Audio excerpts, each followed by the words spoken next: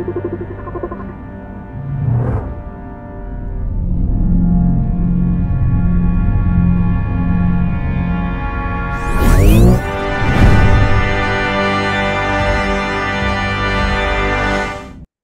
fellow travelers, and welcome to Versus Stars podcast. My loyal listeners, thank you for continued support. And remember, click the subscribe button, everybody. It's an amazing episode because Trey Toy boards the mothership. He's the composer of Castlevania Nocturne on Netflix. Now come aboard as we go traversing the stars. Hello, Mr. Toy. Thank you so much for coming to Versus Stars podcast. Hey, happy to be here. It's totally my pleasure. And I always start off with a question of inspiration. What inspired your love for music and who your earliest influences? That's a great question. So my earliest influences, I guess unsurprisingly, came from movie music. The very first CD I ever owned as a kid was a copy of the score for Braveheart, which was one of my dad's favorite movies and ultimately came on one of my favorite movies. So the very first music I ever listened to as a kid was James Horner's score. And that both ignited my love of music and movies at the same time. So I guess it's kind of poetic that I ended up doing what I do now. So, did you always want to be a music composer, or when you think about being a band first, was it always this was the direction? Yeah, so I had the I guess now somewhat typical arc of learning to play guitar around 12 or 13. That's really when I discovered music outside of film. Um, I I really fell in love with at that age. I really fell in love with classic rock for the first time. So that's when I discovered Led Zeppelin, AC/DC, the Beatles, Eric Clapton, etc. And I said, "Oh my God, this is the coolest thing I've ever heard. I need to learn guitar so I can play these songs." So that's how the music journey from a performance standpoint started. And I would say by the time I was about midway through high school, I knew that I wanted to pursue music as a career. Uh, it's kind of funny, even though I was listening to rock bands and I was playing in rock bands and doing that whole thing. I always had in mind that I wanted a more normal life. I didn't necessarily crave the rock star lifestyle, so I discovered what it meant to be a studio musician. And I thought that sounded pretty cool. I can play guitar, I can play cool music, I can work with artists, but I don't necessarily have to tour the globe to try to make a living. So the first route was really about becoming the best guitarist I could possibly be. When I was in high school, I would play 8 to 12 hours a day, learned all the scales. I got really into jazz at that time and other styles of music. And when I went to college, I had that sole focus of being a studio guitar player. While in college, as typically happens, that kind of shifted. I discovered composing for the first time, probably maybe a sophomore, junior in college, and that ignited something in my brain that I didn't necessarily get from the fingertips of the guitar, if that makes sense. Um, it it allowed me to be a creative in a way that simply performing and playing other people's music did not. And I don't know if it was a sharp. In retrospect, it feels like a sharp change. I'm sure it happened over time, but I will say that it was a very quick light bulb that went off. Like, oh wow, this is something special. And it was actually in a conversation with my then girlfriend, now wife, in college. Was She said, "Well, you love movies. You've always loved movie music, and now you've fallen in love with composing. Why don't you try to synthesize those two and pursue career as a film composer?" And I said, "Wow, that is an amazing idea." The only problem was by that point I was almost done with college, and I had no skill set as a film composer. I had never scored a film. I had never scored a short film. I didn't have any of the technology that was necessary to do it. So I decided to apply for the graduate program at NYU to learn some of the skills of the trade and and and try to also make some connections too. Um, that NYU is an amazing place. It was a very, very hands-on education, which was really cool. I had come from I did my undergrad at Columbia, and that was a very cool, but also very theoretical study of music. And so NYU was a great opportunity to get my hands on actual studio gear, learn the software, learn the hardware, and learn the kind of ins and outs of the craft of being a film composer.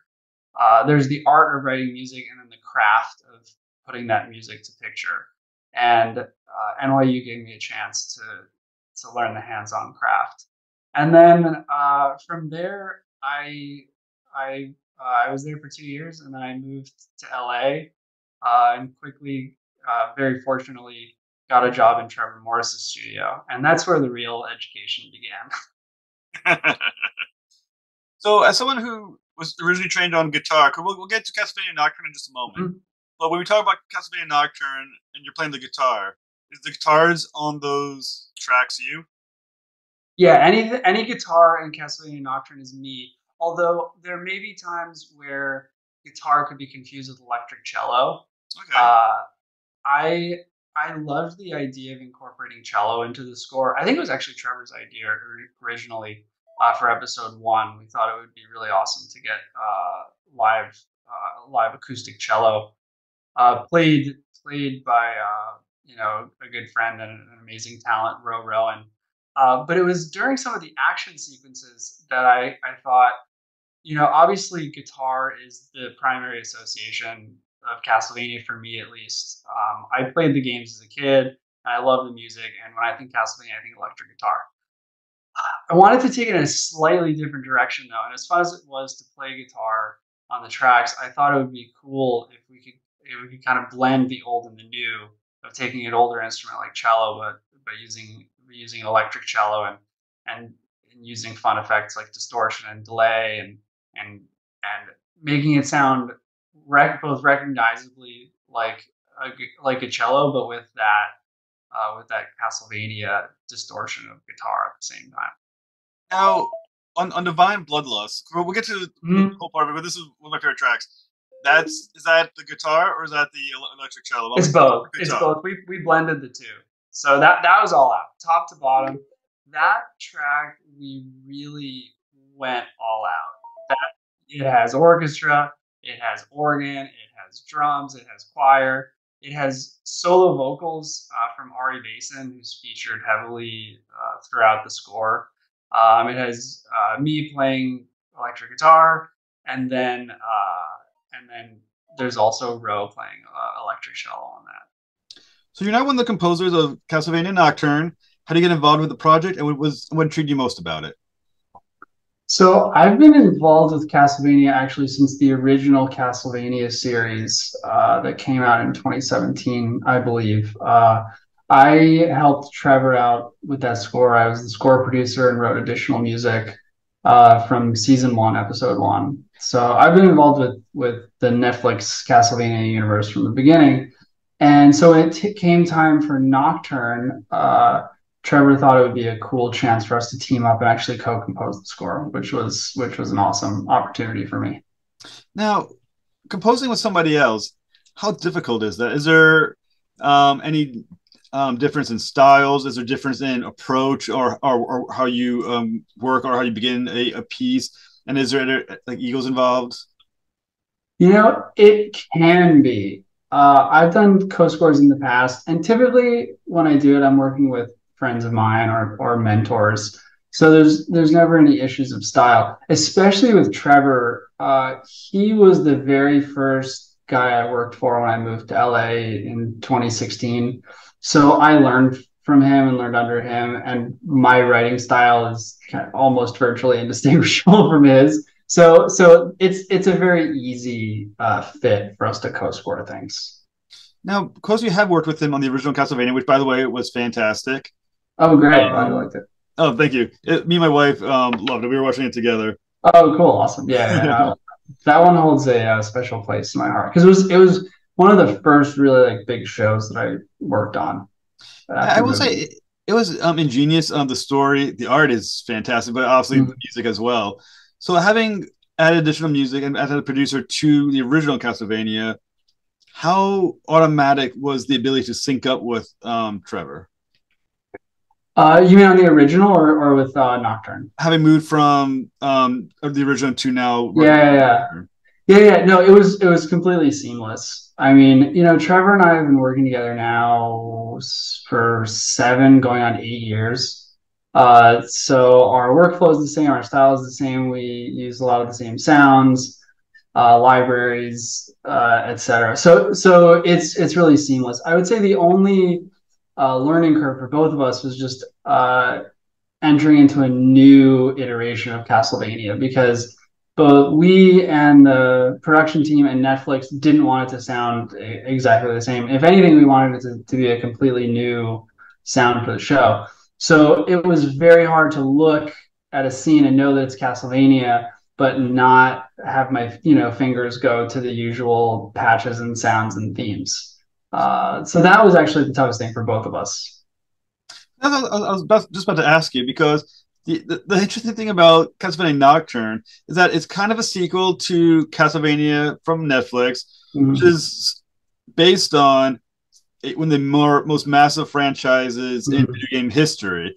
There's a whole lot to build upon in the history of Castlevania. There's a whole lot of expectations of fans that want to meet. Mm-hmm. And there's some sounds that anyone who played video games, especially in the 90s, you know the sounds. You know, Mm-hmm. how hard was it to kind of make sure there's a taste of it, but make sure not too much? I kind of feel like there's, I can't remember the track, but there's one that was that you can hear like an organ a little bit at the end. I kind of feel like that was the Castlevania like nod. Mm-hmm. Like, how much was it to like kind of put on it, but at the same time, once again, your voice, your sound, you want to make sure, as you said, this is something separate. Yeah, it's a very difficult challenge. I think that both sides of it live simultaneously in my brain. On the one hand, we're storytellers, and it's our job to tell the best story and to treat Nocturne Hmm. as an evolution of the franchise. These characters deserve their own story, their own sound, and and by that same token, scoring a television show or a film is very different from scoring a game. Hmm. Uh, game music has to always be loud and in your face and thematic because it's looping over and over again. And for it to just kind of be subtle underscore would make the game playing process very boring. TV is the opposite. The lead singer of the band is the character on screen, and we're just there to support the drama. So you do have to kind of keep your ego in check and not treat every scene like it's the loudest, most thematic piece of music you've ever written. By that same token, we are very aware of both the history of Castlevania and also how much the fans appreciate and pay attention to the music. Hmm. That's not that's actually, I was going to say rare. I don't think there's a series or a movie that I've worked on where the fans are as in tune with the score. So it's a lot of pressure, but it's a very cool experience to know that whatever you're writing, people are actually going to pay attention to. So it encourages us to go that extra mile to make the storytelling as best as it possibly can be, and also the music as best as it possibly can be. And I think the other thing that I don't know if it was a challenge, I don't know if it was a benefit. Um, Castlevania Nocturne has not just Richard Beaumont as the main character, but there's multiple main characters. Mm-hmm. Is there a particular character that you looked at and said, "I'm going to understand or get a grasp of what the music's going to sound like, or the themes of the different works are going to sound like. I'm going to start with this character and build around." Mm-hmm. Yeah, so there's kind of, I would say, three characters simultaneously that we start with. Richter was actually, in some ways, the last character we went to, mostly because he's the most directly connected to the original series. So I'd say his theme and his sound is the closest to Trevor Belmont and the Belmont family from the original Castlevania. So that was, Richter always has his own sound and his own theme as he deserves, but that was a little bit more direct. So for the three characters that I would say we focused on first, one was Edouard, and because both for thematic and practical reasons. The practical reasons are the opera pieces that he sings had to be done well in advance. So we started working with Sydney, who plays Edouard, who's an absolutely brilliant singer and actor. He was in the original cast of Hamilton. He's been in, a number of he's been Lion King, a number of huge hit Broadway shows. So he's an insanely talented individual. And so we got to work with him 2 years before the show came out, essentially as soon as we were brought on. And so his music, Edouard's opera pieces, were the very first music that we touched for Nocturne. So that was our introduction to the show, which was really cool because it was a very new way of working for us. It was a unique opportunity to work with someone as talented as Sydney, and also having opera as a part of the show was really, really special. And I think pays a nice tribute to the spirit of the Castlevania games as well. There's always some sort of musical connotation for the title, which is really fun, like aria, nocturne, rondo, etc. Classical music and opera is a part of the theme with an uppercase T of Castlevania. Beyond Edouard, I would say the next character we started with thematically was actually Maria. And the reason I wanted to start with her is the show is set in the French Revolution, as you know. And even though we didn't always necessarily quote French music of the time directly, we wanted the spirit of revolution and the revolutionary zeitgeist to be present within the score throughout. And I thought Maria embodied that the most out of any character. She's the revolutionary. She's the young, idealistic freedom fighter. And I wanted her theme to really sound like a rousing call to arms, and to kind of be, if Richter is the heart of Nocturne, then Maria is the revolutionary spirit of Nocturne. And then did you have Continue. Yeah. And then the third character we focused on was Annette. The awesome thing about Annette was with the original Castlevania and the Castlevania series in general, they're focused on Western Europe, or Western and Eastern Europe for the most part. The cool thing about Annette is, given her roots in Haiti and the Caribbean, and before that West Africa, it gave us a chance to explore new sounds that and themes that we wouldn't have otherwise gotten a chance to dig into in the original Castlevania and in the games. We got a chance to use some really cool instruments with her, like kora, which is a West African plucked instrument, and also conch shell. The conch shell is the symbol of the Haitian Revolution. And there's an absolutely insanely talented individual named Don Chilton who plays tuned conch shells. And so we got a chance to work with him on Annette's theme. And you can hear most clearly in the end credits of episode 3 of Don wailing on the conch shells.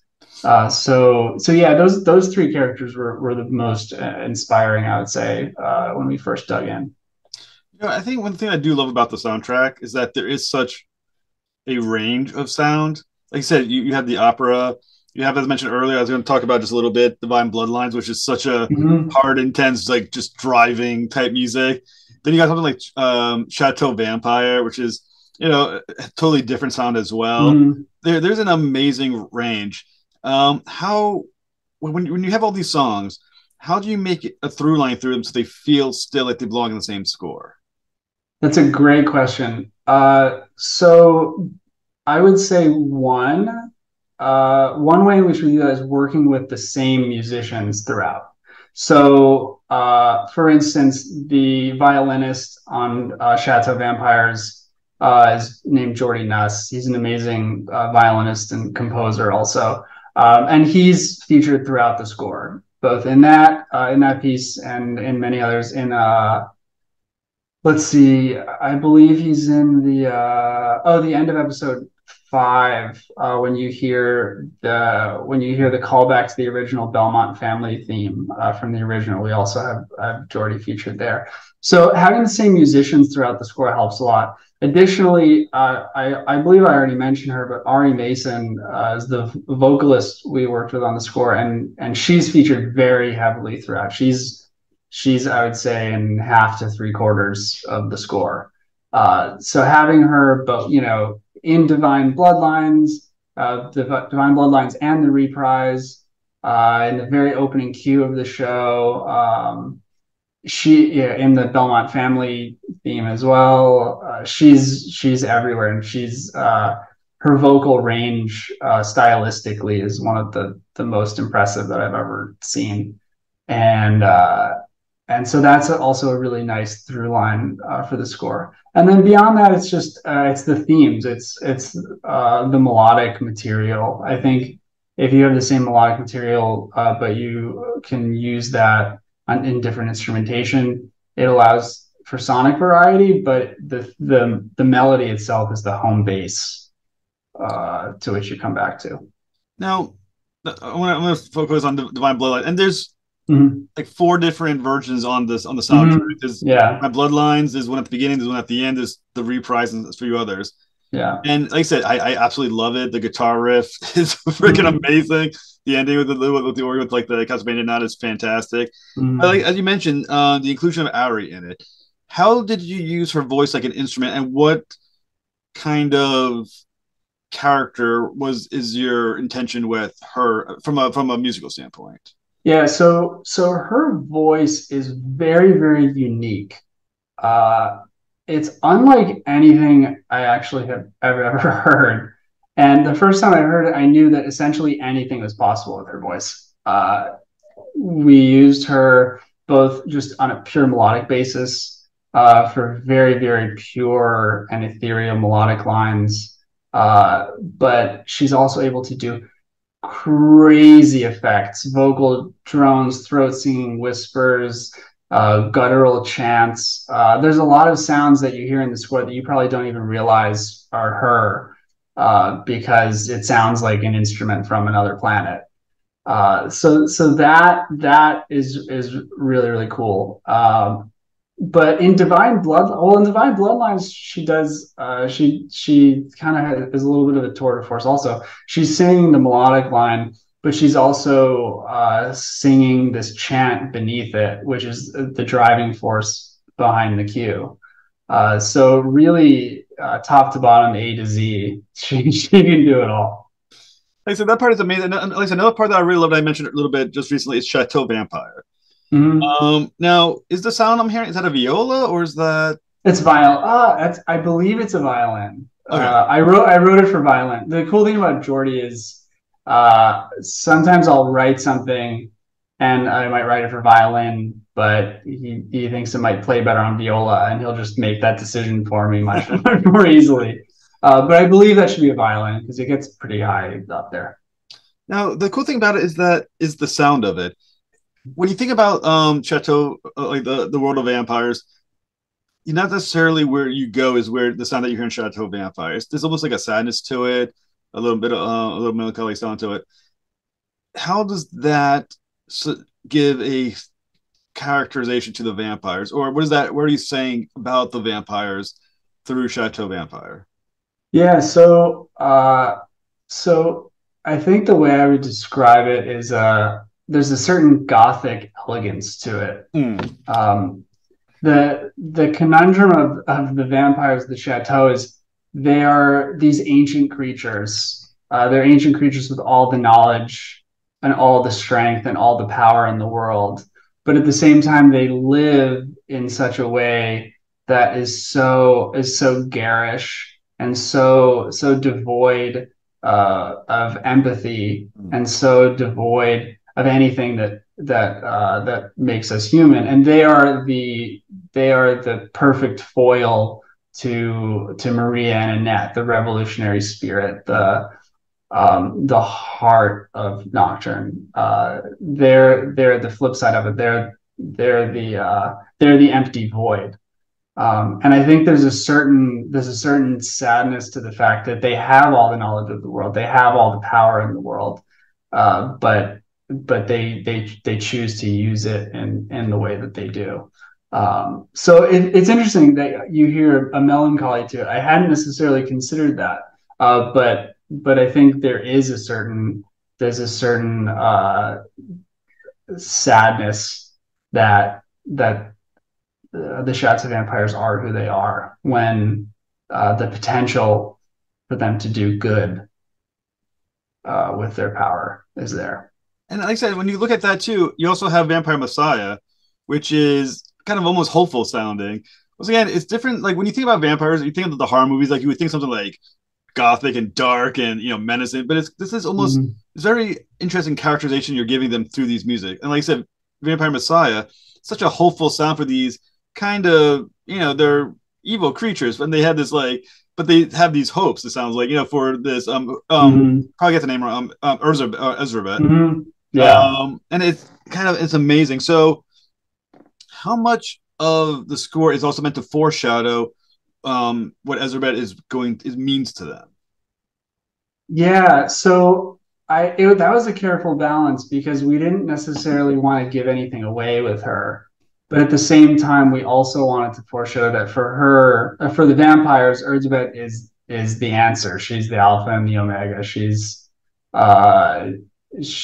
God to them in a way. So there is a strange and twisted hopefulness to her reign. And there's other cues. I don't know if they're coming to mind right now, where we wanted to play on, similar to the Chateau Vampires, we wanted to play on her regal nature, her being part of the aristocracy, her being this elegant and horrifically beautiful individual, but at the same time her being ancient and evil, and her embodying everything that's dark and wrong with the world. It's a very careful balance. Now, another interesting thing about the Netflix season is that it ends with a notification that there's going to be season 2. Now, have you already signed on for season 2, and what can you tell us about it? And how do you take what you knew of season 1 and build upon it for season 2? I can't talk about that quite yet, but you will find out shortly. So you can come back on the show to talk about it when you can? Yes, very excited. All right, that'd be awesome. Mr. Toy, it was an absolute honor to speak with you, sir. Thank you so much, and thank you for making a great soundtrack. Thanks so much. You too. It's so nice to chat Nocturne with you. Have a good night, sir. Thanks. You too. Take care.